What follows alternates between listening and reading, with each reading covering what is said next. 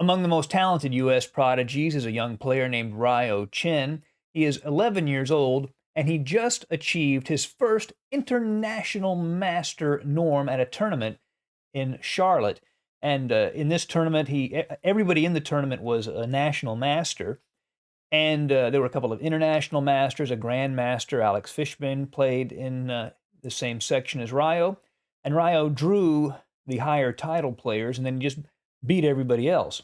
And I would like to share one of the games with you to just show you how talented and interesting a player Ryo is.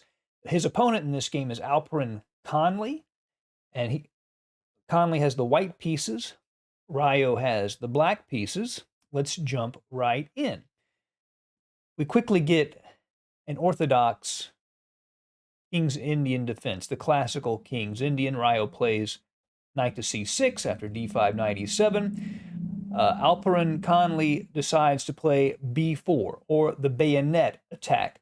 For many years, this was considered a sort of a second-rate choice against the King's Indian. And then Vladimir Kramnik began to play it and made it a vicious weapon. He used it to beat Garry Kasparov and win the world championship. And then this became really the main line against the King's Indian.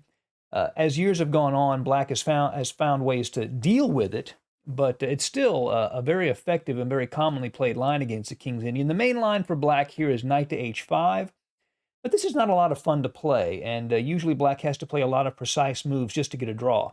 Ryo decides to play a5, immediately attacking the b4 pawn. It would be a terrible mistake for White to play b5, because then after b6, there are no pawn breaks left on the queen side, and Black can just engage in his normal kingside play. Pawn takes pawn is a main move, and the move played in the game is a main move. Bishop to a3, supporting that pawn with the bishop. Pawn takes, bishop takes, b6. Now, White's goal is still to break with c4, c5, but the b6 pawn makes that hard, so he plays a4. He wants to play a5, get that pawn out of the way, take it, and then play c5. And Ryo plays a move that at first glance is a mysterious move, but this is one of the moves that help Black sort of cope with the bayonet attack. It's rook to e8. Now, at a glance, this looks like a bad move. You think you'd want the rook on f8 to help support the f5 advance later. But there's a method to this madness, and the idea is he's actually backing up this pawn for a future pawn break in the center. Watch how this unfolds.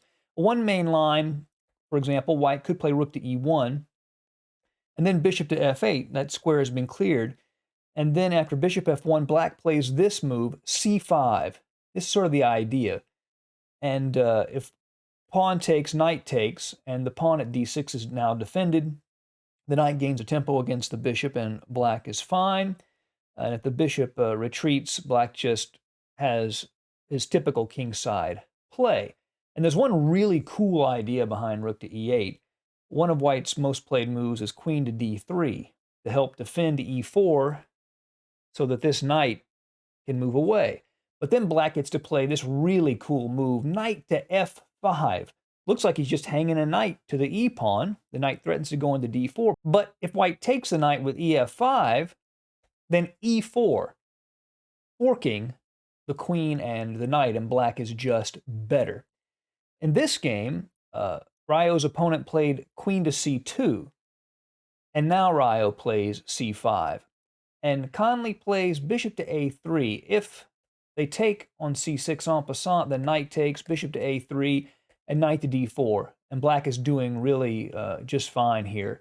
If White were to take the knight, it would be a big mistake because pawn takes, knight moves, knight e4, and Black would just be better. So instead, they play bishop to a3. Now knight h5, aiming at the f4 square and preparing the f5 push. And now the rook at e8 isn't as well placed, but it's done its job. White plays g3 to keep the knight out of f4. Now f5 is played, and White jumps into g5 with the knight, a very common idea. This e6 square is quite weak, so the knight wants to hop into that square, and often it's even worth sacrificing a pawn to get the knight there and weaken the light squares.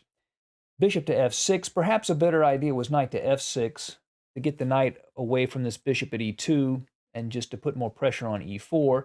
Ryo plays bishop to f6.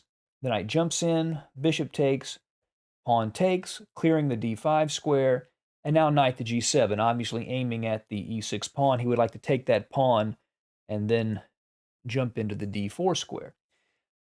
Here, Alperen Kanli plays knight to b5, and I'm not exactly sure why that move was played, to be honest with you. Perhaps they want to play a rook to d1 and hit the d6 pawn, but it's too slow in that sense. Really, a better square is knight to d5, I think. It hits the bishop at f6. The knight cannot be captured because pawn would just get locked in the center. And after rook f8, say bishop to b2 to capture knight if it lands there, knight e6. Then a move like knight e7, bishop e7. Computers recommend this idea of f4. White has the two bishops, and the position is opening up, and black's king should also be a little more vulnerable there. Knight to b5 was played. Knight takes e6, aiming at the d4 square. Bishop to f3. A veiled attack against the rook at a8. The rook moves to c8. Rook f to d1, opposite the queen, but now the knight hops in. Knight d4, cd4, and the rook is aiming at the c4 pawn. And white plays queen to b3. Obviously, there is a potential discovery against the king at g8. And computers like the move king to g7. I think black is doing fine. But Ryo plays something else. And it may not be the absolute theoretically best move, but for a practical move, it's really incredible, really an impressive move, and very hard for white to deal with. He plays this diabolical idea, d5, and the pawn can be captured in two ways.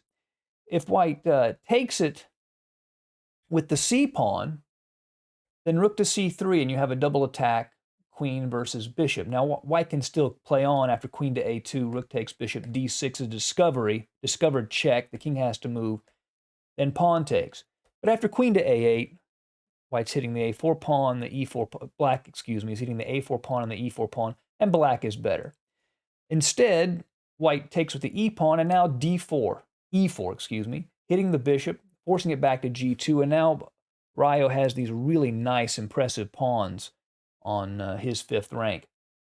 d3, and look at that beautiful pawn chain Ryo has developed. Now, again, computers think white is fine, but in a practical game, I think it's quite tough. Of course, he unveils this bishop against the rook moves, attacks the pawn at b6, king goes to g7, and a5 is the move. If queen takes b6, then takes, and rook takes c4, and black would just be winning now. With these pawns broken up, it's important for white to keep this pawn duo intact if he wants to get any real play.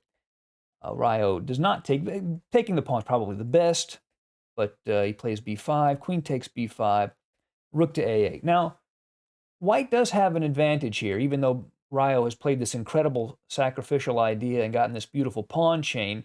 White's still a bit better, but has to play incredibly precise. The only move for white to keep the advantage here is bishop to b4. That holds everything together. And again, these pawns want to stay together because they're the real strength of white's position. But he plays d6, and that gives up the advantage. Rook takes pawn, attacking the queen. And here, queen to b4 is probably the best move, but pawn takes knight, and queen to a8 regains the piece, attacking the queen and the bishop on a3. And now black has probably a decisive advantage here. Queen to b7 is played, and this is a blunder. Now black is definitely winning. The only move to keep white in the game is really a computer move. When finding it over the board is very hard. And it's actually this bizarre-looking move, rook takes d3. Notice there's a pin on the e pawn. The bishop would take the queen, and the rook defends the bishop on a3. And after rook takes queen, pawn takes rook, white has a rook, a bishop, and a pawn in exchange for a queen. Black is still a bit better with that nice structure, but white is still fighting after this move. But queen to b7 is a blunder. Queen takes, rook takes a3, and now Ryo is in great shape. Rook to d7, Rook takes pawn, rook d5, rook c3, c5, defending the pawn, but rook to e5. The rook moves, king goes to h6, king was in check, pawn goes to c6, and now instead of just taking the pawn, which would be fine,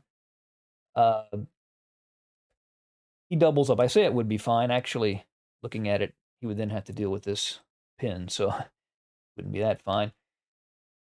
He doubles up, and these active rooks are going to win easily. f3 is played, e3, rook 7 d3, and after Ryo plays rook d3, his opponent resigns. And the reason is, after rook takes d3, rook to c1 check.